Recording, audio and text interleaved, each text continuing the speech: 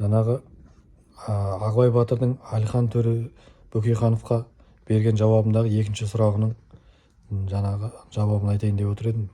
Батырдың әруақтысын көрдіңіз бе деді ғой. Аттың әруақтысын алдыңғы видеода айта кеттім.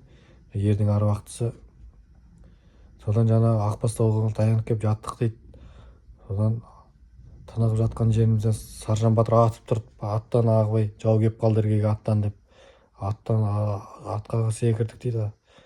Содан жүзқаралы жігіт дүрлетіп көтеріліп таудың басына шауып шығып, Саржан батыр шыққыр көзім шықпасаң қара деп қарап тұрып, қалың әскер келе жатыр екен дейді.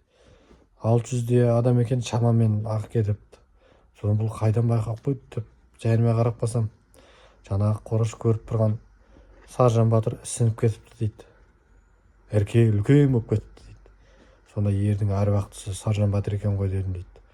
Аттың да ердің де ердің де екі қасиетті осы Саржан батырға қонған екен ғой деп тұспалап баға бердім дейді. Өйткені жаңағы Саржан төренің астындағы сарғыс қатыда қырғын жүйрік ат болған, бойын жасыратын, өзі де жаңа бойын жасыратын кісі екен. Жаңа жеме-жем келгенде әруақтанып кететін. Бұл Саржан батыр дегеніміз Саржан төре Абылай ханның туған немересі, Қасымның ұлы, Кенесарының туған ағасы. Бұл кісі 1800 жылдары, 1825 жылдары орыс әскерімен алғашқы соғысқан батыр. Соңынан Есенгелді деген інісі ериді. Қырғын мықты батыр кісі болған, жауды қырған.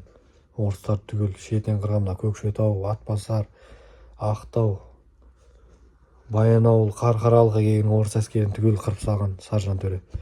Одан кейін қол жинайын деп оңтүстікке қарай барып, өзбек ағайындарымен біраз сарттармен соғысқан, шауып тастаған шарттарды шауып кете берген. Сөзге келмеген мықты батыр болған.